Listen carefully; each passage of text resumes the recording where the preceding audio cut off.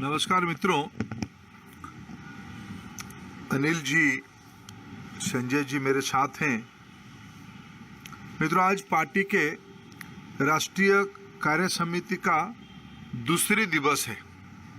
कल उद्घाटन के उपरांत राजनीतिक प्रस्ताव पारित हुई थी। आज पहला सत्र में सामाजिक आर्थिक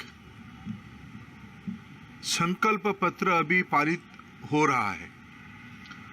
महाराष्ट्र के उप मुख्यमंत्री, पार्टी के वरिष्ठ नेता आदरणीय देवेंद्र फडणवीस जी के द्वारा रखी गई इस प्रस्ताव को दक्षिण के हमारे पार्टी के वरिष्ठ नेता, संसदीय व्यापार तथा विदेश विभाग की राज्य मंत्री आदरणीय वी मुरलीधरन जी और हरियाणा के पार्टी के लोकसभा के सदस्य आदरणीय बहन सुनीता दुग्गल जी ने समर्थन किया। सदन उस प्रस्ताव को पारित कर रहा है। मित्रों, मैं अगर इस प्रस्ताव की कुछ मुख्य अंश आपके सामने रखूं, पिछले 8 सालों में, 8.5 सालों में प्रधानमंत्री नरेंद्र मोदी जी की नेतृत्व में एक समावेशी, सर्वस्पर्शी, आत्मनिर्भर समाज बनाने के लिए जो 2014 में पहला ही वक्तव्य में प्रधानमंत्री जी ने कहा था कि मेरे सरकार सबका साथ, सबका विकास की दायित्व लेगा, वो केवल हमारे लिए एक नारा नहीं था, एक दर्शन था, एक फिलॉसफी था।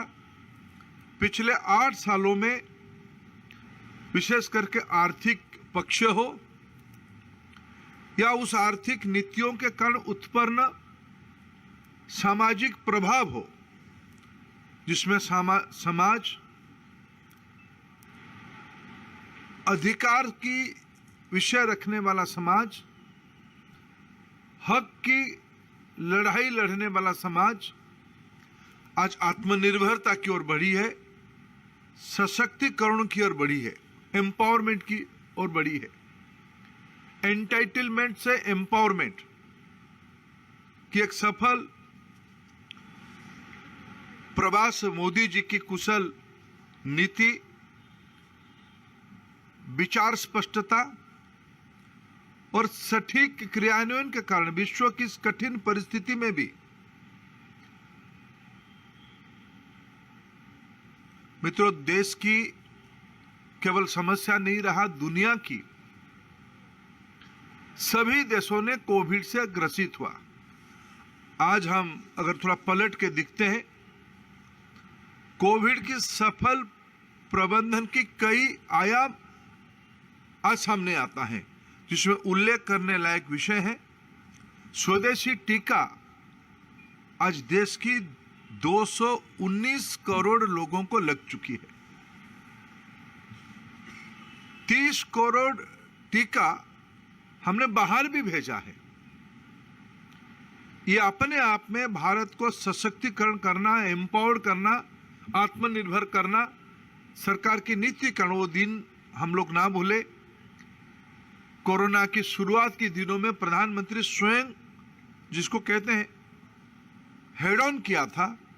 टीका बनाने के बारे में भी देश की वैज्ञानिकों को मिला, उनसे समझा, उनको दिशा दर्शन दिया और टीका बनी, टीका लगी और भारत आज सुरक्षित है। मित्रों, विश्व की आर्थिक स्थिति कैसे था? जब हमें दायित्व मिला, हम फ्राजाइल 5 की अंदर गिने जाते थे। 2014 में भारत 10वीं स्थान में अर्थव्यवस्था में दुनिया के अंदर खड़ी थी। आज जब हम अमृत काल में प्रवेश कर रहे हैं, अमृत महोत्सव मना रहे हैं, अंग्रेजों से गुलामी की हमारी मुक्ति से 75 साल पूरा कर रहे हैं, उस समय में हमने यूके को पीछे छोड़ के 5th पोजीशन पे आए। यह अपने आर्थिक नीति की एक बहुत बड़ी सफलता की स्टेटमेंट है।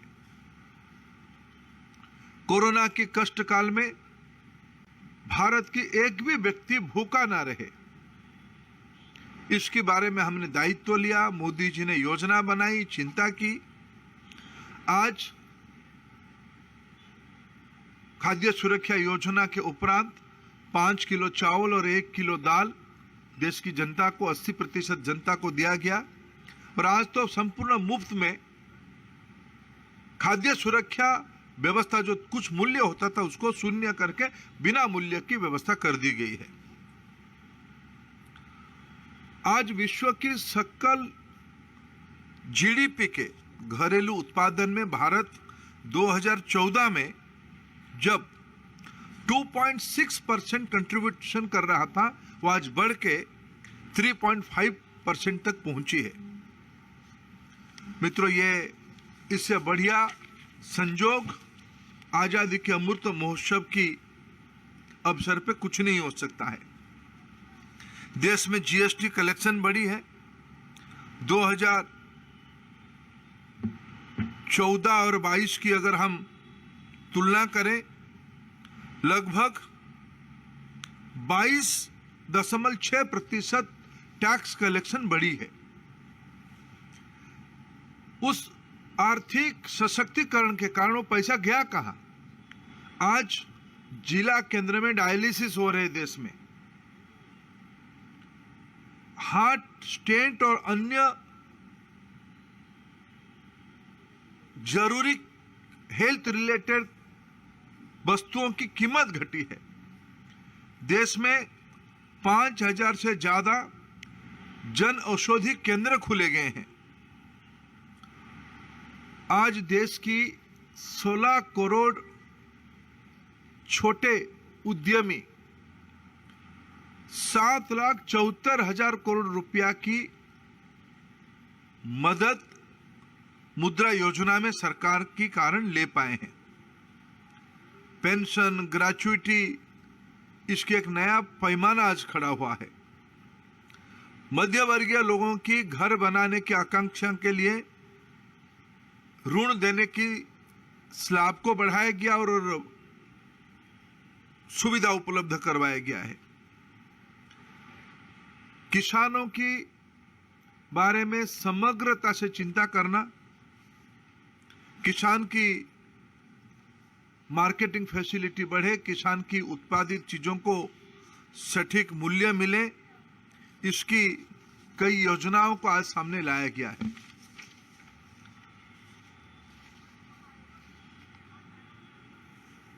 मित्रों, आज vocal for local, one district one product